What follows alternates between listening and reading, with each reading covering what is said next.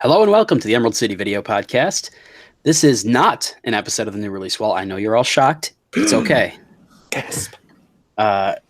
In fact, Zach and I are essentially rewarding ourselves for that 2.5-hour epic award show where we talked about new releases by diving back into our childhoods and talking about some fun comedies from the 80s. Yeah. So tonight we're going to be talking about the Michael Keaton film Johnny Dangerously. Yes. And the Weird Al Yankovic opus UHF. One thing that I'll say up top is comedy ages poorly, almost always. You don't need to look any further than, Louis C.K. or Seinfeld's own Michael Richards for that. Or rather UHF's own Michael Richards. Yeah, true. But thankfully, he's so unrecognizable. I have to constantly remind myself, that is Michael Richards, because not only he's it's a Kramer-esque, arms flailing around sort of thing, but he looks so different to me. He really does. Looks like a different person. So yeah. So it's kind of it's one of those things. It's always rare to find a movie that ages pretty well and that's still funny and still whatever later. Yeah. And I think in both of these cases, that holds true. I think the reason for it in both cases is the absurd nature of the comedy in it. Kind of like I think that Rick and Morty will age better than Community. Probably. Both are by Dan Harmon, both have a similar sensibility, but the total kind of absurdity of Rick and Morty versus the relative topicality of Community. Yeah. I mean, you can even see that with Johnny Dangerously and UHF, because UHF is very much a movie of its time, from the idea of owning an analog broadcast station to movie and song parodies of things that were very much like mid to late 80s. Yeah. Yeah. And not everything made it through. Like, obviously I had to think about the things, like rewatching it, like thinking about the things that I would know offhand as my, that's my, UHF is both of ours. It's our reference base. Like, yeah, exactly. The way that maybe, I mean, obviously Monty Python is too, but people who are maybe 10 years or something like that, younger or older than us, have Monty Python as theirs. And then maybe, some people after us are I don't know what, Mad TV or something. But I'm sorry to those people. Yes. But no, you're right. I mean, because of our age, we were, 8 or 9 when this movie hit theaters. And so a lot of the things that are referenced in this movie, we became familiar with because they were in UHF before we watched them or listened to them or whatever. I can tell you right now, the first time I watched Close Encounters of the Third Kind and there was the mashed potato scene, I was like, oh my God, that's from UHF. I always love that. It's like half of my Monty Python. I watched Monty Python as a kid. I actually my aunt had half the tapes or whatever. So I watched that before I watched at the same time I watched Mr. Rogers sort of thing, which is why I'm probably a twisted human being. But yeah, no, it's the same thing where it's wait, they were referencing that. Oh, okay. It's fun. But yeah, so the basic premises of these movies, Johnny Dangerously stars Michael Keaton as Johnny, what is it, Flynn? Elliot. Machine Gun Kelly. Yeah. Johnny Kelly, who I was going for Irish mob names, and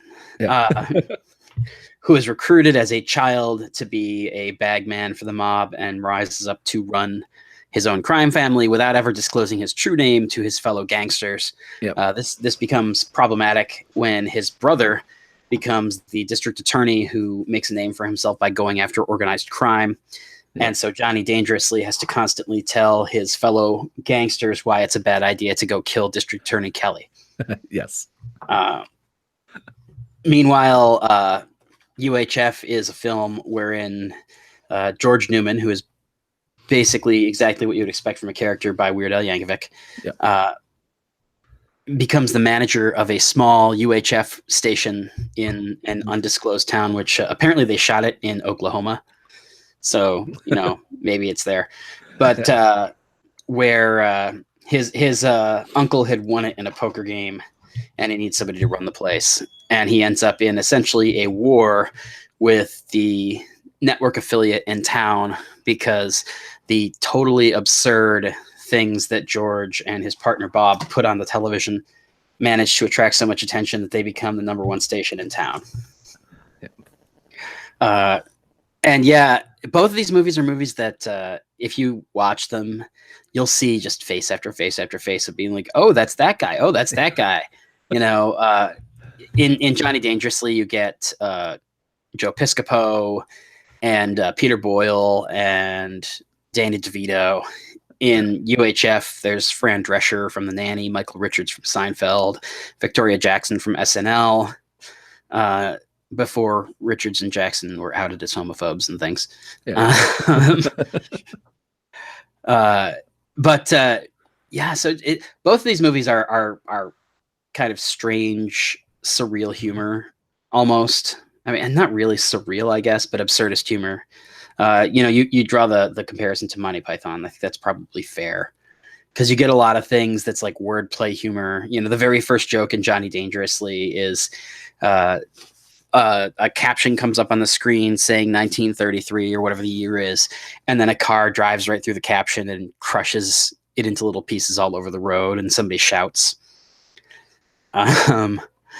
One of the first gags in UHF, meanwhile, is a lengthy, probably 4-minute parody of the opening scene from Indiana Jones and the Raiders of the Lost Ark, except that in this case, the mouth of the cave does not stop the boulder, and it chases him across the entire country and then flattens him.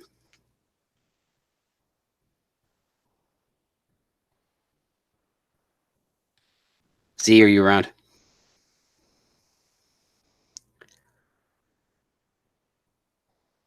Pardon us, folks. We're having some technical difficulties. Let's go out to the lobby. Let's go out to the lobby.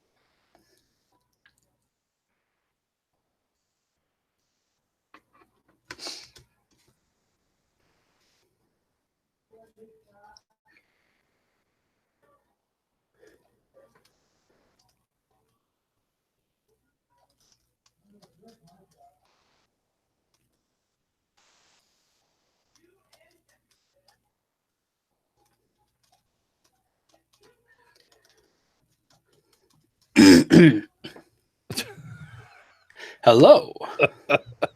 Literally have no idea what just happened. Everything was showing that it was online, except nothing was online.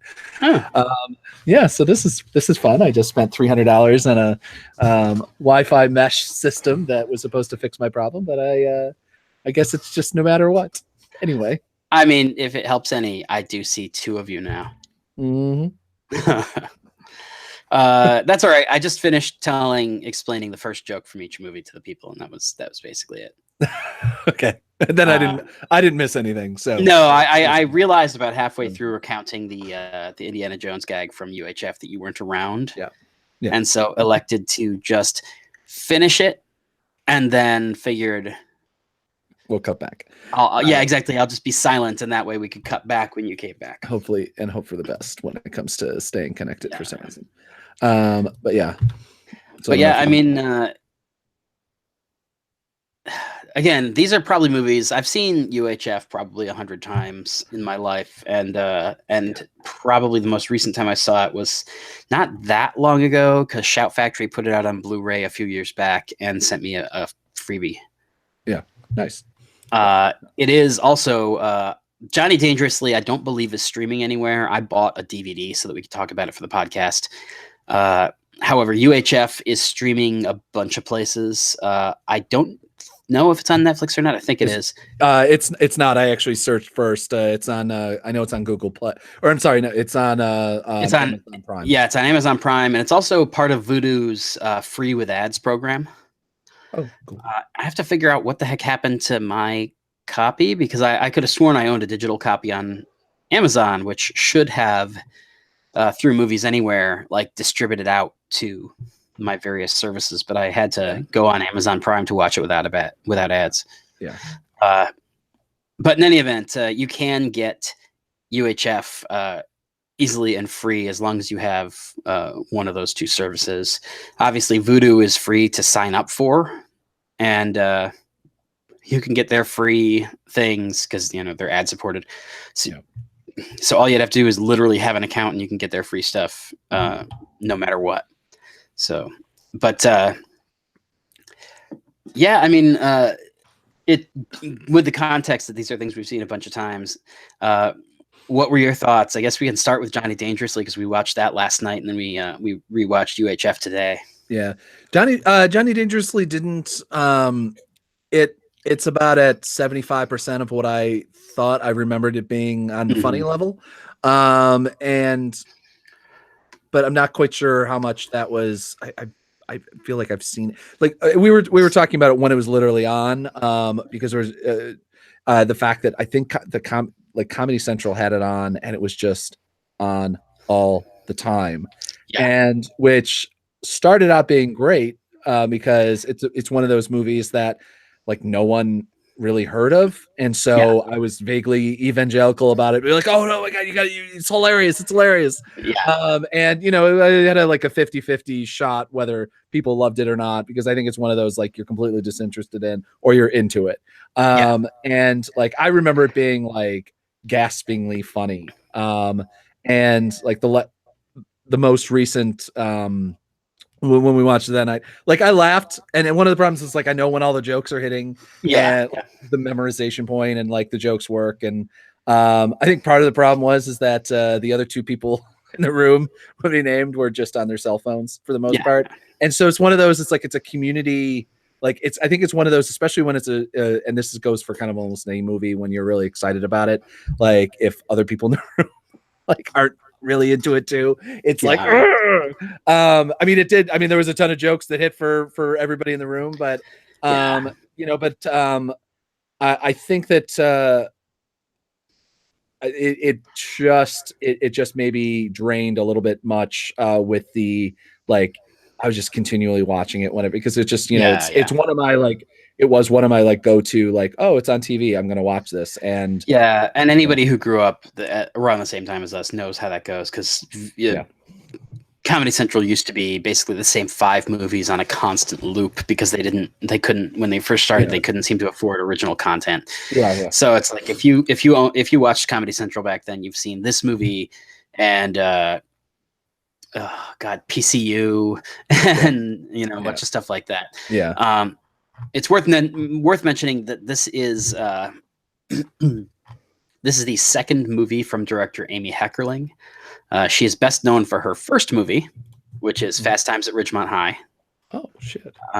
Which I always forget she directed because Cameron Crowe, who wrote that movie, became an incredibly accomplished director in his own right. After this, she did European Vacation, the Look Who's Talking trilogy, one of which has the distinction of having a 0% on Rotten Tomatoes. Or no. Actually, she did not direct that. She just produced it. Sorry, the ones that she directed have at least 14%. But she wrote and directed Clueless as well. And then she just did she did. Oh yeah, she wrote. Okay, yeah. Sorry, I was looking at it, and also the TV show. That's why I was like, wait a minute. Oh yeah, the TV show, or did she do? I forgot that it ran that long. I had no idea. But she also she hasn't done feature films in a while now. She'd been getting kind of diminishing returns ever since Clueless. Yeah. But so she's been doing a lot more TV. She did, in addition to Clueless show, she did The Office, Gossip Girl, Carrie Diaries, Suburgatory, and Rake, all of which were like, B- to A- kind of shows that, obviously The Office being the longest running and best of them. Yeah. But yeah, so it's interesting looking at this in the context of being an Amy Heckerling movie, because I feel like the fact that it was not a huge commercial success, the fact that it was not a huge critical success, probably buried the movie very early, because it was the second movie of a director who had made her debut with Fast Times, which is essentially, even at the time and certainly now, 40 years later or whatever it is, like a comedy staple. Yeah. And so, but this is a very, very different sense of humor than Fast Times. Like I'd say so. Yeah. But yeah, this is it's funny because I said to you, do we want to watch for the second half of the episode? Do we want to watch UHF or the Dream Team? Because the Dream Team has Peter Boyle and Michael Keaton in it, and UHF has a similar sensibility.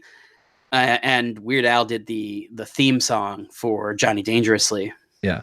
And we went with UHF, and I think it was a good decision, because I feel like the difference between the two would have been just a really kind of huge gap watching this in the Dream Team, because the Dream Team is a good movie and it's a strong comedy, but it's also one of those movies that very much kind of takes place in a version of the world that could exist, as opposed to Johnny Dangerously, where it's like it's a farcically over the top version of a golden age of Hollywood movie, which by our current standards are already pretty over the top. Yeah, yeah. It's also, also the, like the side gags and that sort of thing, the kind of the idea, because one thing I forgot, I was just like, wait, oh yeah, like UHF, and obviously other comedians have done, in movies and stuff like that, but UHF like really makes me think about like Family Guy's whole bit of the side, like their the cutaway gag, and Simpsons did it and that sort of thing, but Family Guy kind of made a thing of it. Like people not only know it, what it's called, what it is, and like how it's developed, and they've gotten to the point that they've even made jokes about what happened. Two different sets of jokes. I've just seen recent episodes. Two different times they made jokes about what to do when the cutaway gag is happening. And so like it's like, which is basically the kind of the premise of UHF, and there's like a bit of that kind of idea with Johnny Dangerously. Yeah, I also I gotta say, just as we're dipping into UHF, that you look at UHF and you compare it to similar things like, Family Guy, or even like Jay and Silent Bob Strike Back. Yeah. And one of the reasons that I think UHF ages better than those other things is because it's really, really sharp editing. Like it does a really good job of making all those random asides feel pretty organic. Yeah. Even the Rambo thing, which from what I understand was added in post. I don't know what they would have originally done in that scene, but so I went and I looked up the Dennis M. O'Connor, who is the editor on this movie. Yeah. Just to see like, what has he done? Because he's got to be pretty good. And it's like, he's done nothing. He had a long career. His last feature was in 2015. And it might still not be over, because before 2015, his previous feature was 2011. Yeah. But he started his career in 1979 doing after school and weekend specials on ABC. Yeah. And as I'm kind of flipping through this thing, it's like there's literally nothing in his entire resume that was a hit. Actually, that's not true. He edited Prancer. Which was the same year as UHF, and so I would hazard a guess that 1989 was commercially the best year for Dennis O'Connor. Yeah, I mean, it probably. I mean that we're looking at is probably it's the fact that the director of UHF is the guy that's all that he's done is Weird Al. Like, you look at his career and that's it. And he's done music videos and everything like that. So he's actually Weird Al's agent. Oh, okay. Wow, that's a double. Yeah. I might be wrong, but I really don't think I am, because I remember emailing him to try and get information about something when Weird Al was coming to Comic-Con. Yeah. But yeah, so that I mean, certainly I think that's part of it, is that, and also to be honest with you, the fact that they probably brought in people who were cheap because Orion was going out of business at the time. Yeah. Actually, one of the things, if you look at, first of all, because there's a really good commentary track on the 2002 DVD that Shout Factory put out, which was carried over to the Blu-ray. So if you can get this movie, get it, because the commentary alone is worth the $10. Yeah. But there's a great commentary that's really informative on that. And one of the things that's a piece of trivia on IMDb that comes off of that commentary track is between the time when this movie wrapped production and when they went into theaters, Orion declared bankruptcy. And so the PR budget for this movie was basically zero. Oh. And so, like, this movie was already going to have a hard time making money because it was 1989, and that was the year that we got Last Crusade and Ghostbusters 2 and Batman and just a bunch of stuff. But the fact that not only was it up against a bunch of blockbusters, but there was literally no advertising for it because it was, the studio was trying to keep their head above water. Yeah. And then it's one of those things where it's like, yeah, this movie made $7 million at the theater on a $5 million budget. Which is one of those, like, when you make less than $20 million, half of your take goes to the exhibitors. Yeah. So it's not like Green Lantern, where they made enough money that the movie was still, like, at least kind of profitable for Warner Brothers, because you don't have to give the entire $80 million to the exhibitors. Yeah. But like in a movie that made this little money, it's like, half that money went to the exhibitors, which means it did not make money. Yeah. And same thing probably with Johnny Dangerously. I don't know the numbers on that one because I like Johnny Dangerously. I haven't watched in years. I've always enjoyed the movie, but I've never been like a big fan like I am with UHF. Yeah.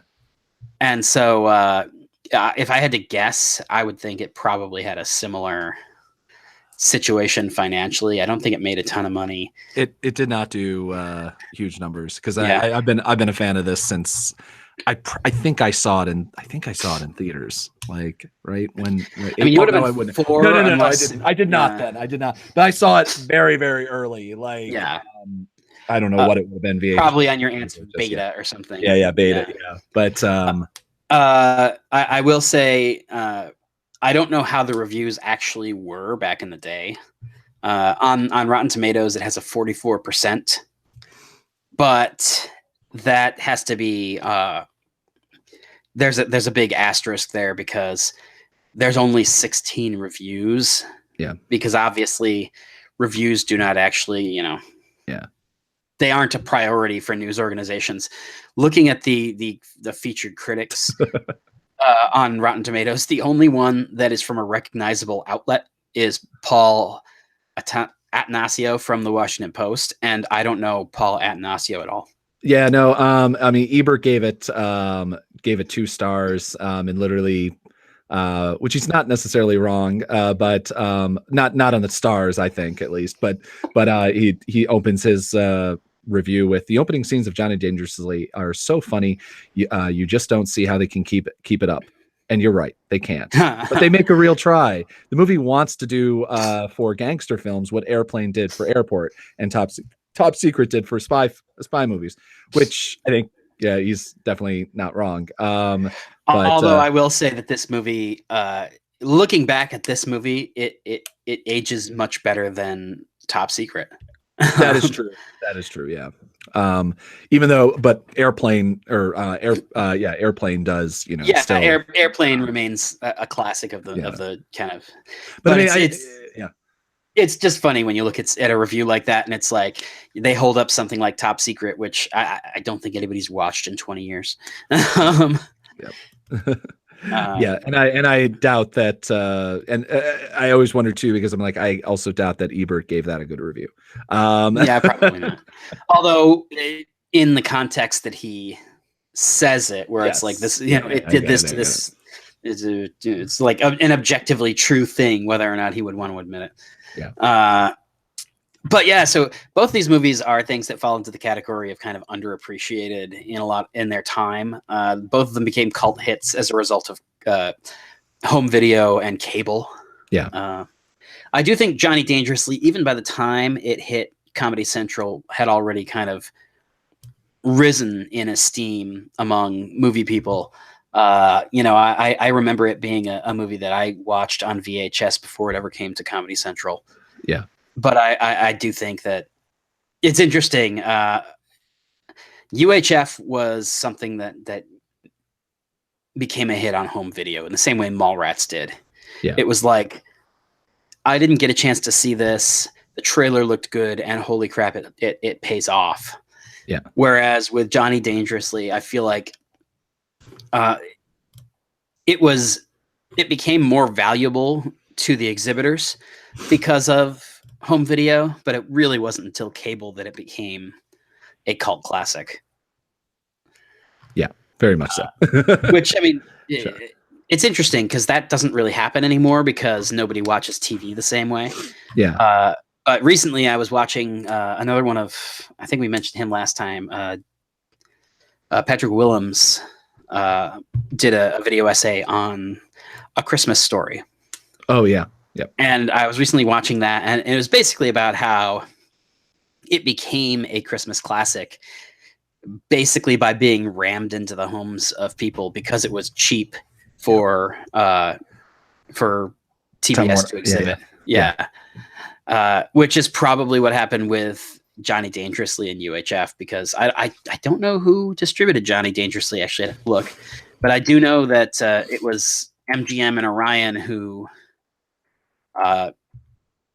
distributed UHF, which means that there's a pretty good chance it was wrapped up in that same Time Warner thing where they bought a lot of MGM's. This was Fox, and so yeah. But yeah, I mean, in both movies, you have some really great performances. I will say that both movies have really over the top performances by most of their leads. Yes, thankfully. And I would say it's funny.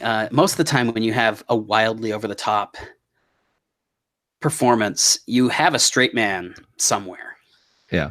Like even Airplane, you have, I can never remember the guy's name, but the guy who played the dad on Homeward Bound, who was the co-pilot, where he was still kind of zany, but he was clearly a much more grounded character than most of the people around him. Yeah. And he would react to things mostly in a way that like real people would react to the insanity. Yeah. There really isn't anybody like that in these movies.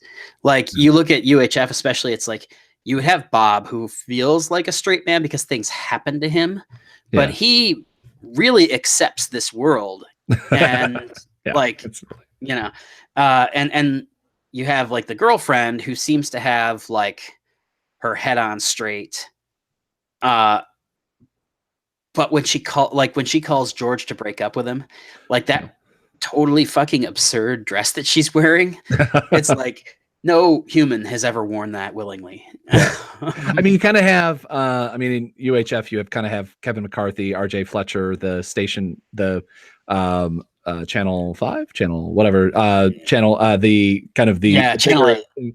Yeah, but he's more the kind of the foil, not even the foil, he's the asshole, and he's like there, there's a pinnacle scene where he's like, no, I'm not going to finish this. I'm going to make a speech about how terrible you are. And it gives to the entire town, and then like gives the opportunity for Weird Al, and which I'm actually even surprised that he used whether he just didn't go for Al Yankovic in the film. But you know why? It's funny. There's a lot of Mad Magazine in this movie. Yeah. And so George Newman is named after Alfred E. Newman, the mascot for Mad. There's a Mad magazine poster in Bob's apartment. Yep. And Uncle Nutsy's Clubhouse, which George hosts before it becomes Stanley Spadowski's Clubhouse, is actually the name of a feature in Mad magazine that Weird Al is particularly fond of.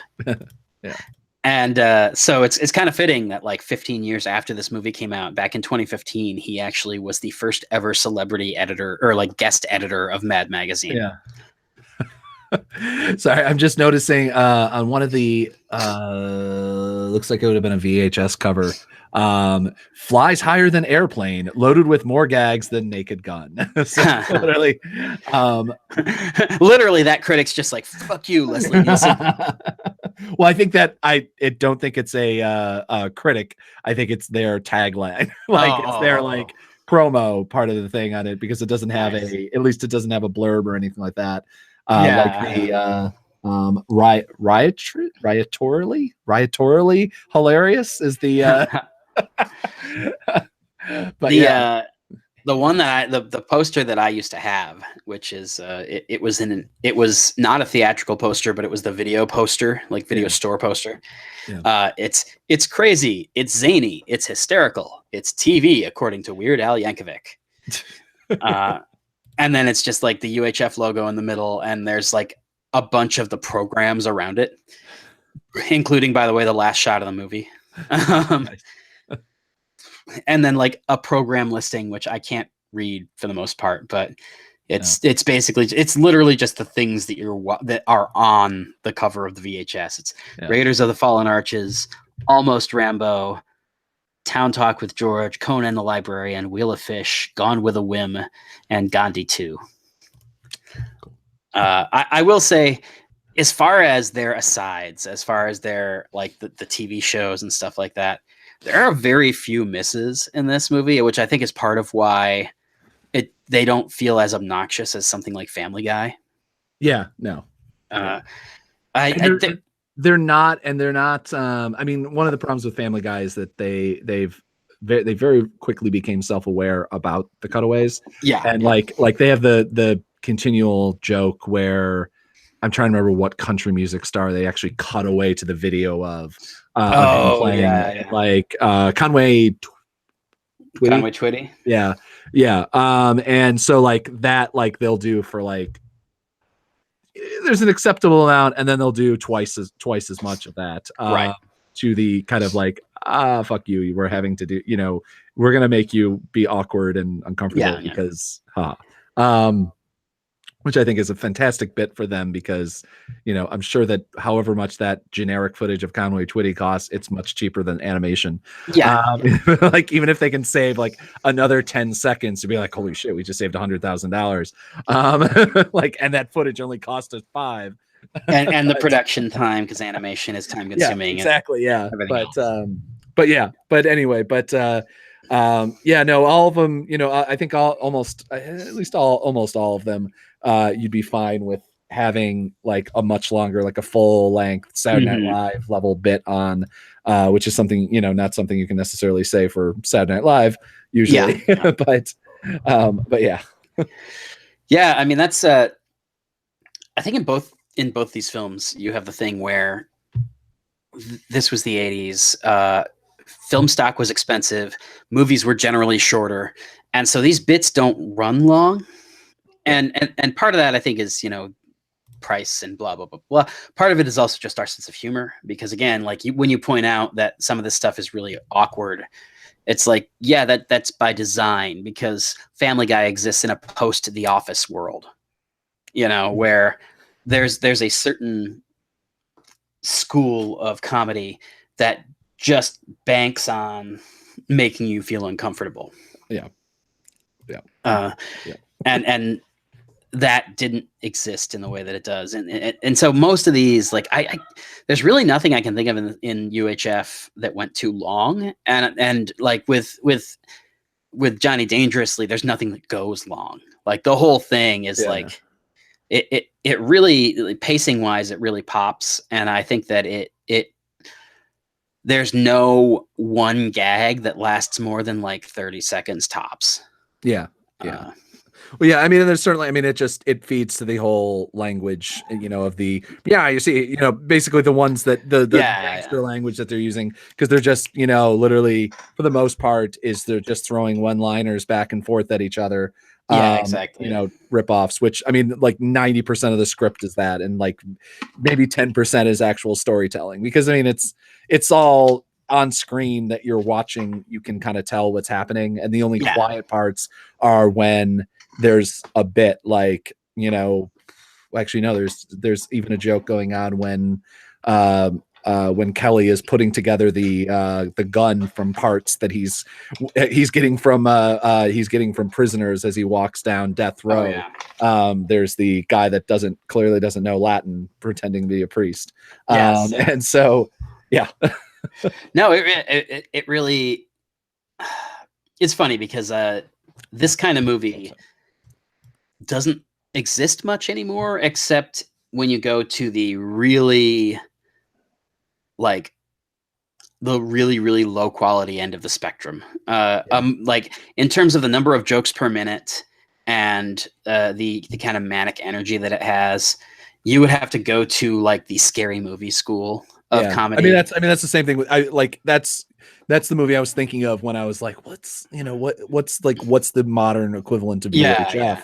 And that's it, where there's the parodies, except they don't do cutaway gags as the parody. They do the develop into the film, which I've never been. I guess when Scary Movie came out, I think it was like a standalone and it was funny enough. But I was still like, well, Mel Brooks is doing things like this, but except he's doing the whole bit. No, it's a parody of a, Scary Movie was literally a parody of a parody, because it was riding the success of Scream, which in and of itself was an incredibly self-aware movie. Has it just been the sequels that have done that, or did Scary Movie also have other films, like other types of films in it? Because I thought that the sequels have, or am I thinking of they did one of like the Hero movie or something like that, where it's just like there's been so many. It's by that same. I think it's by that same production crew. They have the producers in it. Yeah, exactly. The producers have like a particular brand that they did for. I think at this point they're dead, but not the producers, but the brand. Or the Wayans. But they had a certain kind of movie they did, and it was diminishing returns in a lot of ways for most of the run. Every now and again, you would have one that would get popular, But I honestly can't tell you any specific thing about any of them, because I know I've seen at least a few, and I didn't like any of them. Yeah. And I guess that's part of it, is that it's like, for whatever reason, this wasn't for me, and I can look back at things like UHF and be like, no, it's literally it's the same basic idea but better executed. Yeah.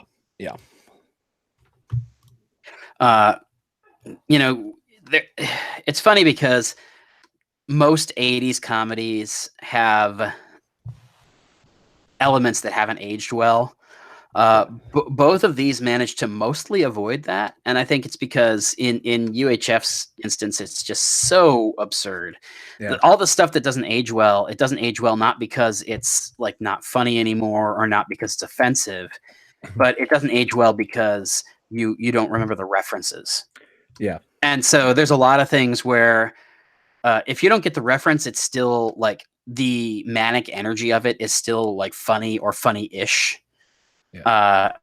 And so there's like, it's not that thing where it's just like, I don't know what's going on here. Like even a movie like Airplane,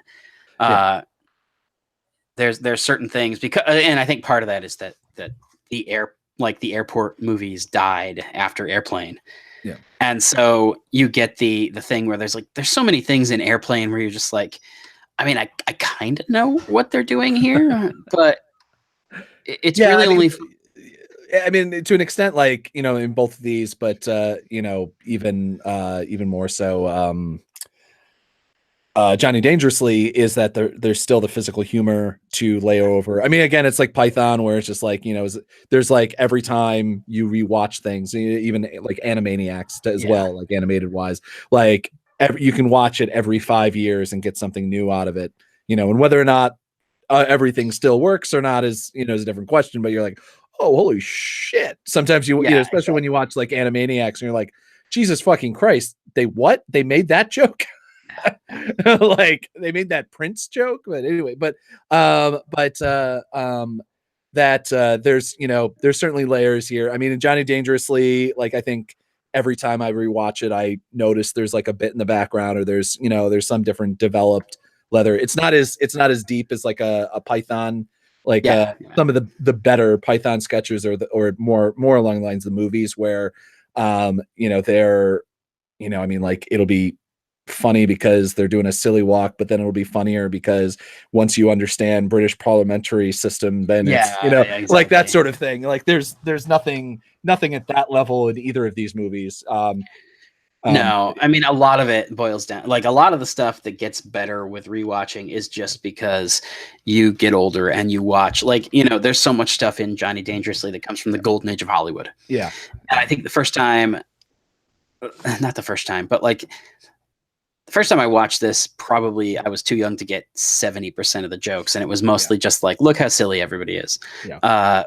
But, by like 1990, 91, when I was watching it more like, a second or third time, and when it started to pop up on Comedy Central years later, a lot of my like baseline for some of the jokes was coming from like the Angels with Dirty Faces, like the fake movie in Home Alone, because it was like, oh yeah, look, it's that kind of movie. And so I got what they were doing, Yeah.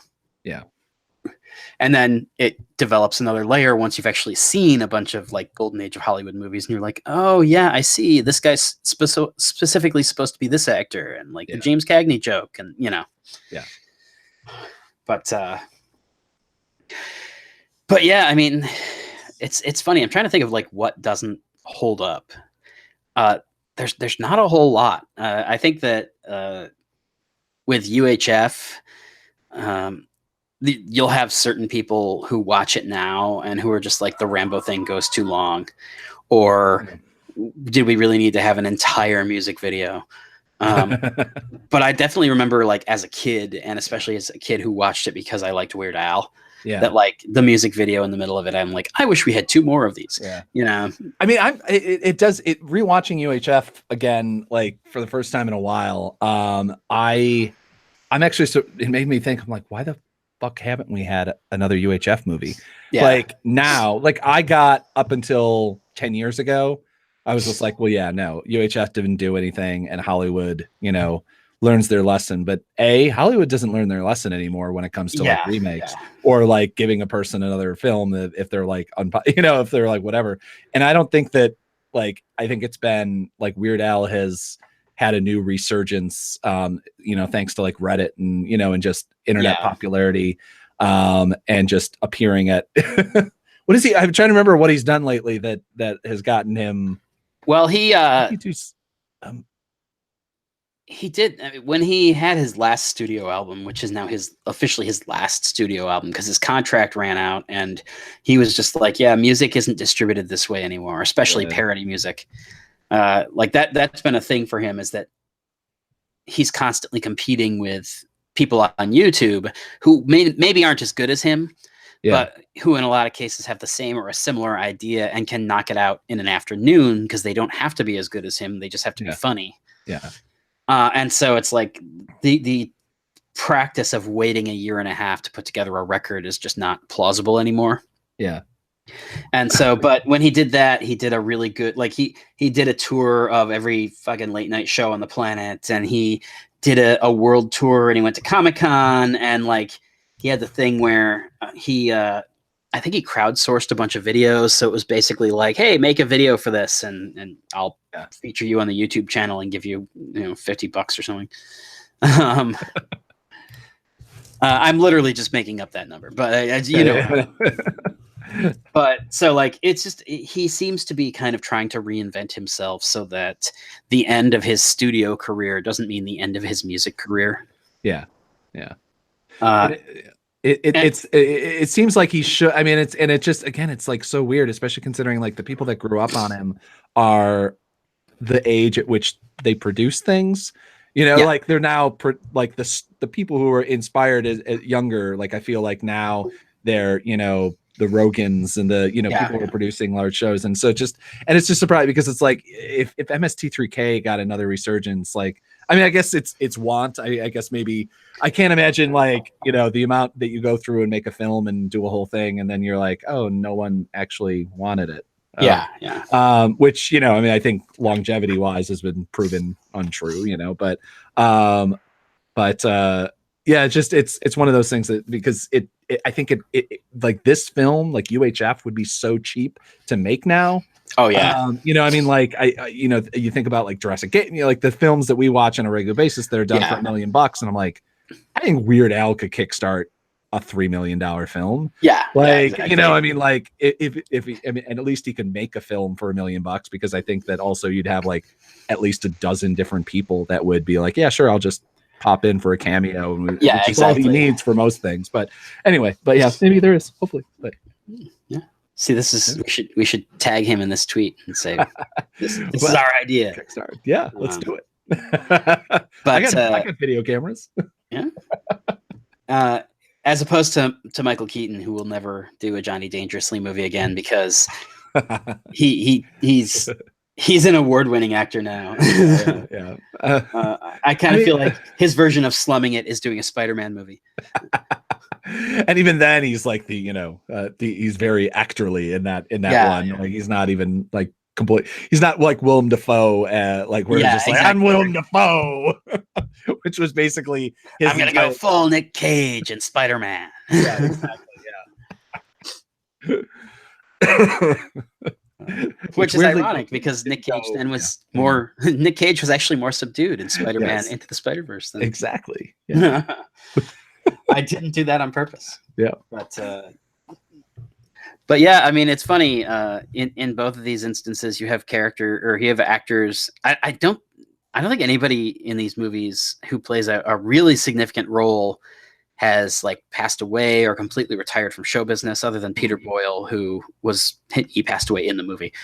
So it's like theoretically you could put these casts back together if you wanted to, although I do feel like it wouldn't be worth the trouble. First of all, you have Joe Piscopo and Victoria Jackson and Michael Richards, who are all liabilities to anything in their involvement. And also Joe Piscopo, not to be confused with Joe Pesci. Sorry about that. Ironically, the way that and it's funny because she was like, "Oh, Joe Pesci's in this," and I was like, "Yeah, of course he is. Why not?" It took me like literally half the film, and I'm like, I feel like I'd remember Joe Pesci being. I mean, like it would make complete sense that he might have a cameo or something, and I just don't remember it. But like, I feel like I've seen the film enough times that I remember that. Exactly, and that's probably why it didn't click with me until like a little bit later than halfway, because it was just like, oh yeah, I haven't seen this movie in 20 years, and so when she looked at the back and said, "Oh, Joe Pesci's in this," yeah, I'll watch it. But yeah. It was fine because everybody liked the movie anyway. But yeah, I again, kind of in the same vein as Spider-Verse, I'm trying to kind of struggle to be like, what can we talk about in this movie that isn't just like, hey, yeah, this is aged really well. But I think that the basic lesson of it is that, hey, yeah, these have aged really well, and that probably the thing you can take away from these movies having aged so well is the fact that it had an absurdist sensibility. It wasn't totally bogged down in the time period. In the case of UHF, most of the things they chose to parody that were of the time were things that were these kind of massive monolithic cultural things that still have some cachet years later. Yeah. Like, yeah, most people are not going to remember the whole thing with Al Capone's glove compartment or whatever. Yeah. But I think enough. I mean, I think enough people will get the bit of like, and that like the jokes that, I mean, luckily for with UHF, like particularly like the jokes that that maybe wouldn't last. Yeah. Were short. Like that was a literally like a like an 8-second joke. Bit. Yeah. And it was like, and the other thing is too, he's like roadmaps. Exactly. So, and similarly, off of that anyway. So. It's funny because like in the trivia for, because I actually went and I looked on IMDb at the trivia for this movie, which, like I said, because of the commentary track, there's just so much stuff on the trivia. It's literally not worth trying to like break down like the best of these, because it's like, you could just fill the whole fucking, Yeah. But one of the things about it is that they go really broad in those moments. Yeah. And so like in the commentary, or in the trivia thing, one of the things it says is like, most people probably won't remember the shave or the Remington ad where it was like, I like the razors so much, I bought the company. Yeah. But that doesn't matter, because that ad campaign was so iconic that people don't remember that it was Remington, but they remember that ad campaign, or they're aware of that ad campaign. Well, there's also been, I mean, that Hair Club for Men did the same thing. Yeah, exactly. There's been so many bits that people have copied that idea. Yeah. So I mean, it's worked, even if it's, trickle down humor. Yeah, exactly. Yeah. So it's just one of those things. I will say there were a handful of things that you see in this thing that was like almost castings, where it's like apparently one of the guys that George blows up when he's doing the Rambo thing was supposed to be Sylvester Stallone. Oh. And Stallone agreed to it, and then just couldn't make it because of a scheduling conflict. Yeah.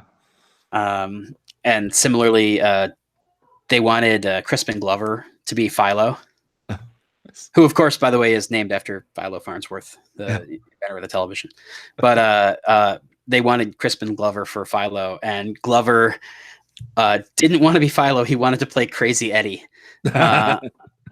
And Weird Al and Jay Levy didn't think that he was right for Crazy Eddie, and they probably didn't want to pay Crispin Glover money in 1989 for a bit part that would be like 4 seconds of screen time. Yeah. So they said not to. But yeah, I mean, lots and lots of kind of fun. It is one of those movies where it's funny because UHF isn't as fast paced in terms of the jokes as Johnny Dangerously is. With Johnny Dangerously, it's like every single line is a joke, at least because like the line read is a joke. Because, as you've said before, it's like so much of this boils down to the old Hollywood accents. Like they sell it as a gag even when it's kind of a nothing line.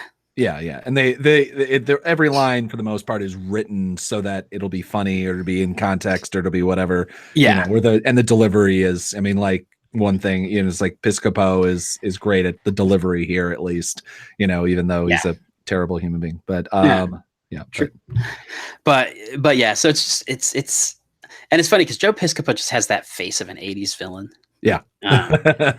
Like, was he one of the bad guys in Caddyshack, or maybe it was Fast Times?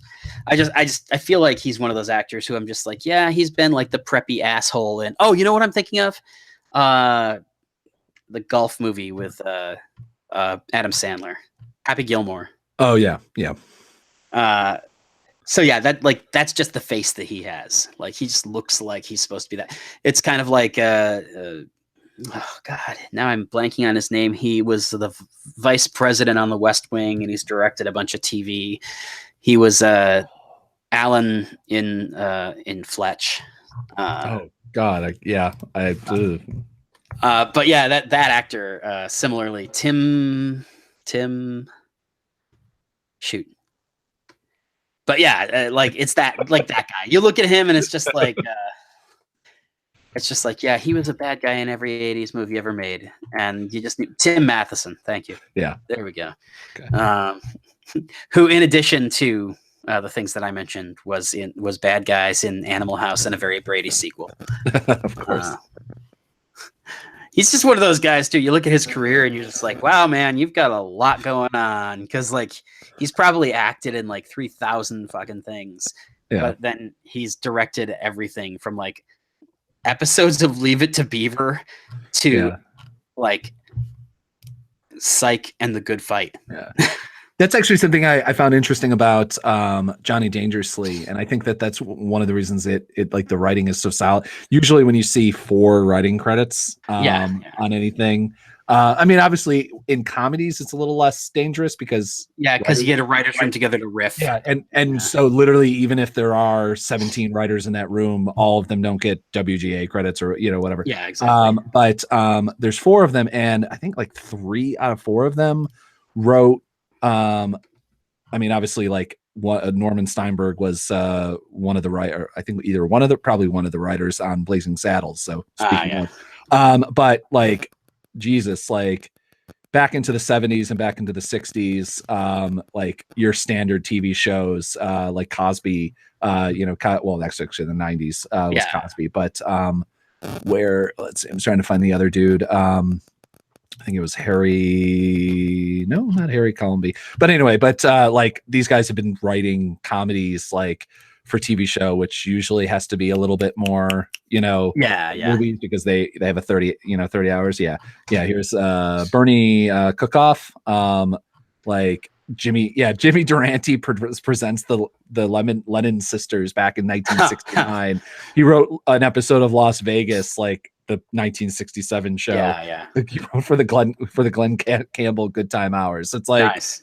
Oh yeah, Touch of Grace, like like a lot of these shows that Operation Petticoat, Detective School. So like, I wonder if they literally brought him in, was just like, we just need you to write all the you see here, Yeah, exactly, exactly. And then of course he also wrote different several episodes of no, he's a creator of Different Strokes. That's interesting. But yeah, it is funny to see. I'm looking at the writers. 2 out of the 4 writers, actually 2 out of the 4 writers created Different Strokes or wrote for Different Strokes. Nice. Jeff Harris also did too. What the fuck? Which I guess makes sense because this was like the tail end of Different Strokes' run, right? Because that was like late 70s, early 80s. 1978 to 86. So yeah, this movie was shot during 84. The end of Different Strokes. Yeah, last year. Created by Jeff Harris and Bernie Kulkoff, who were 2 of the 4 credited writers on this. So you're probably right in both instances. Probably these 2 older guys were essentially brought in to be like, hey, give us old timey dialogue that like take our jokes and make them sound like they would be golden age of Hollywood. But yeah, that's again, like, it's always interesting looking back at these things. Again, I was kind of surprised actually. Usually when we pick on like a cinematographer or an editor or something like that, you'll pull up their resume and just be like, holy crap. And so I fully expected when I went looking for the editor of UHF's resume to be like, oh wow, he did MASH or some crazy. Well, I mean, like, speaking of like, and I think that one of the reasons that both of these still stand up, even for us who are fans of them, because is the fact that they're solidly made. Like, they're not, I mean, like, I like Hudson Hawk. I always, I use Hudson Hawk as kind of the go-to example of a not amazing film that I love, and I love it for reasons. But like, I love both of these films. I'm I'm really evangelical about Johnny Dangerously usually because honestly, a little bit of it's especially for people I just met sometimes, it's one of those films where I'm like, I get to gauge whether we have the same humor or not. Like, do we both have the same old timey humor, or at least can you get it? Because like, I like these, because essentially both of them are jokes about the film industry or TV, one's film, one's TV. Whatever, both are TV, whatever. But and that's at least where my, both of our humor base comes from. Like 90% of our jokes and humor are not original. It's the fact that so much of our like college comedy sensibility was shaped by Kevin Smith. It's like, yes, referential humor is where it's at. But one of the fact, it's like Airplane is a solidly made film. It's a bit boring in the filmmaking, not just, and then I think a lot of that it just has to do with it's on a fucking airplane. Like, right. Yeah. and it's not an action film. So, but I mean, like the physical comedy and the things like that. I mean, like the editing, it knows pacing really well. I mean, the writing makes up for the filmmaking better, more than anything else. But in both of these play tricks on, I mean, like, again, the opening sequence when, they drive into the title credits, which, like, if that, to me, it's like one of those, like, that was the first joke. I just, like, I saw the scene, and it's been a while since I watched Johnny Dangerous, because I kind of, like, realized that I was relatively drained from it, and I'm like, I'm going to ignore this film for a little while, even though it's always, like, a film that I'm like, oh, I could turn that on right now. Because it's a film I can ignore, and the dialogue's witty enough that, you don't have to pay attention to it. Yeah. But that opening scene where it's just like, it's one of those jokes that you get to kind of, I know what happens. So like you kind of watch other people in the room. Like the only reason I think it was actually good that we actually had two people in the room watching it, because like we don't ever have that. Like it's usually just us, and we know, like, I can be pretty goddamn sure at this point that Russ is going to laugh at this joke. Yeah. Or get this reference or whatever. I don't even usually have to like tell you beforehand and be like, oh, do you remember? Did you see that or whatever? This is one of the reasons we do almost no prep for this show. Also because, we're, whatever, but, incredibly lazy. We're just so good at this. Yeah. We don't have to. I walk in the room and I know what to say, which is why we're usually like silent, like looking on IMDb. What's that? 20% of this show is like scrolling of a mouse. But I mean, to be fair, that's like every film podcast I listen to. yeah.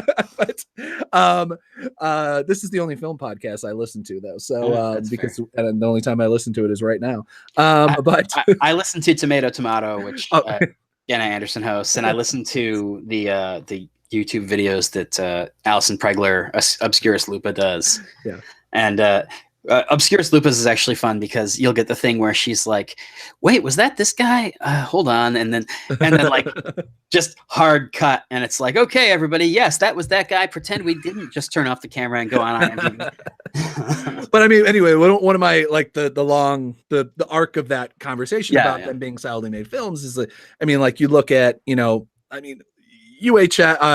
is basically like a solidly made, all of Weird Al's music videos are always fucking fantastic. Yeah. I mean, they're high production value, or if there's the bit, like they match the bit, like either they're super high production value if that's what they're parroting, or they're super low if that, whatever, or if they want to make a contrast or whatever. Which is probably why Jay Levy, who did so many of those videos, being a first-time director and doing this movie, like nothing feels like it was ready to fall. Like the wheels didn't feel like they were going to fall off. Which though is amazing though, because that's his first length movie. I mean, like, and going from a 3-minute, like full out charge everything, like, which is what you do in a 3 or 4 or 5 minute video or whatever, like, as opposed to a full hour and this isn't even though there is like maybe 5-minute blocks or whatever, there's like 5 minutes and there's a cutaway, there's whatever. It's not even like Family Guy where there's either a lot of them but also, obviously because Family Guy's television, it's what, 8 minutes, or it's like 8 minutes, I think, is a standard TV. Yeah. Commercials, or 7 minutes. I think so. And then, but like usually there'll be at least 1 or 2 cutaways to get them out of the scene. And also they have like 5 different storylines because they have 4 different, right. So many characters and like every like The Simpsons or whatever else, But I'm actually incredibly impressed at how a solid, it's not an Oscar winner, but it's a solid fucking film that you would expect, a guy who has like a bunch of these films under his belt. Yeah. And like you can look at look at IMDb again, talk about like all the continuity gaps and stuff like that. Like there's a handful of them, but it's all nothing stuff. It's all like, hey, when he breaks out of the storage closet, the bandana's not on him anymore, and it breaks out. It's like, well, yeah, he just broke out. Who's to say he didn't drop it or take it off or anything? I also always feel it's probably like a $3 million film, like if that. But like anyway, like continuity, like But also it's a fucking comedy, like But I do remember listening to the commentary track, and in the first few minutes, Weird Al points out that the guy whose arm gets whipped off in the Indiana Jones parody, it's his left arm, But it's the fake arm that's on the ground is a right arm. Which one of the problems is that it's like since it's making fun of television, like, and it's making fun of like usually low budget or like goofy stuff. Like, I don't know if I'd ever catch any of that stuff because I'd be like, it's a right arm. Like, exactly.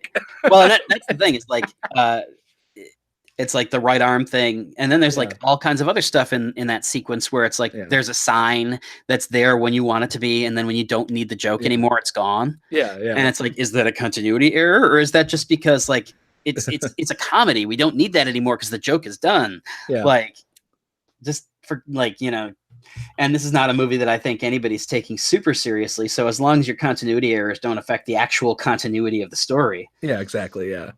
It is like look, and then Johnny Dangerously, you know, talking about it's a solid made film.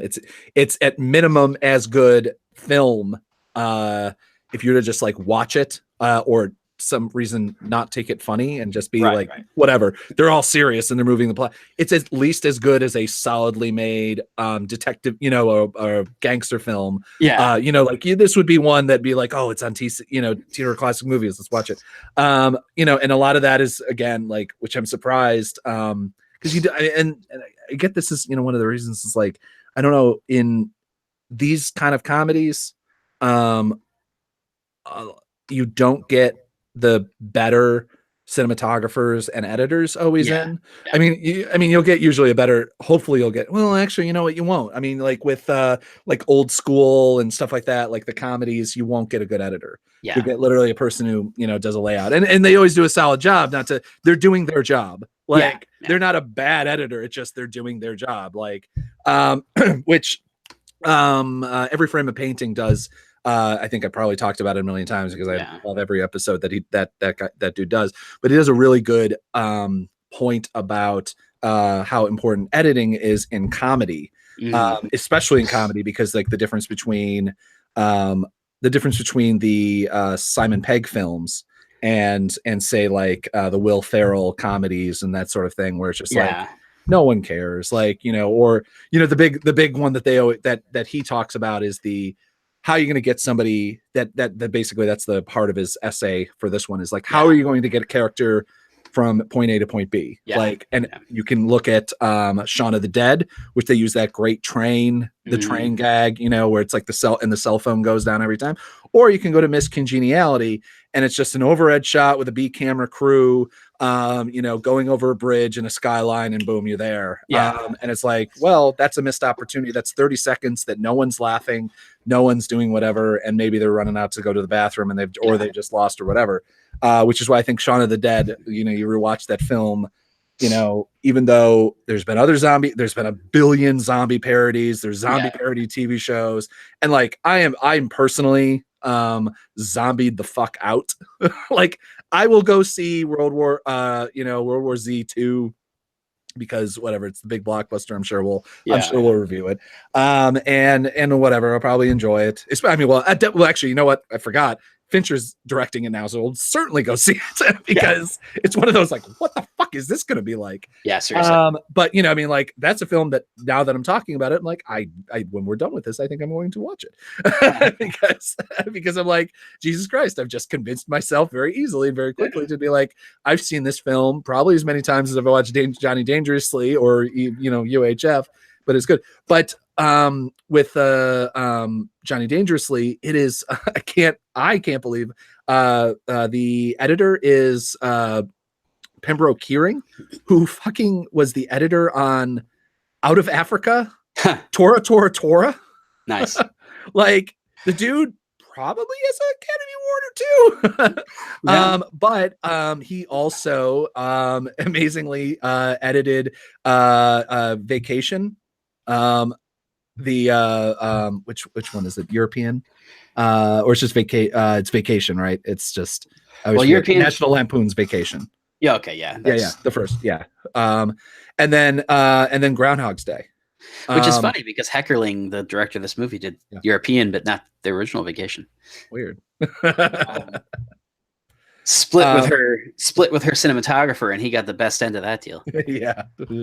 But also David Walsh, the cinematographer, did What About Bob, Well, he was a cameraman, electrical, so he's probably B. But he also did, which at some point we should talk about. And I don't know if I forget whether you've ever seen this or not. Murder by Death.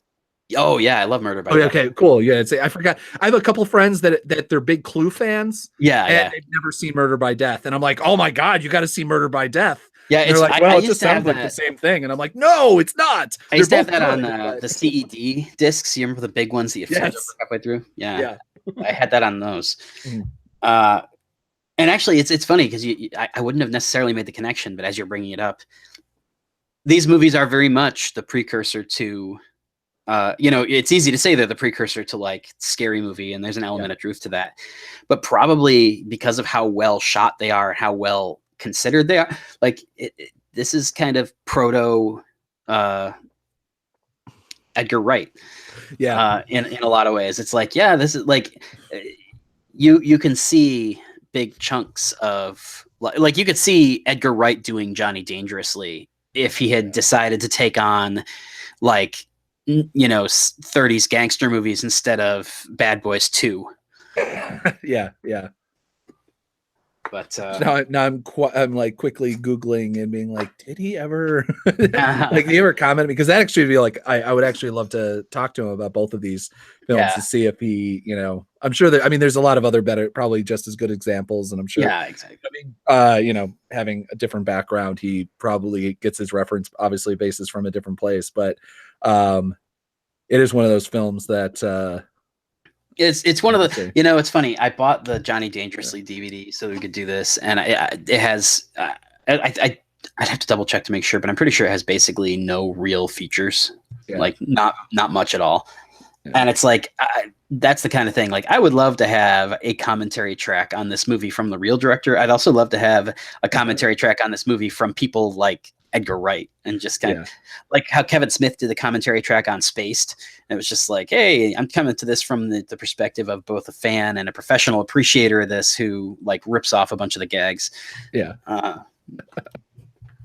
All right. Any final thoughts? Because I feel like we've been kind of, except for the Edgar Wright revelation, kind of going in circles for the last little bit.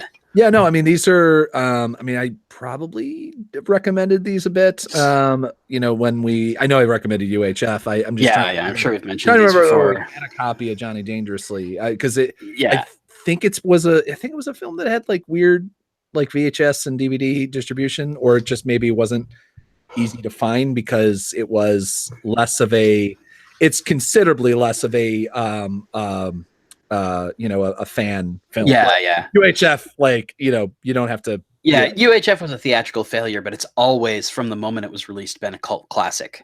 There's always been an audience for it. And when it was out of circulation, it was only because MGM and Orion were having money problems. And so the rights to a bunch of their movies got tied up.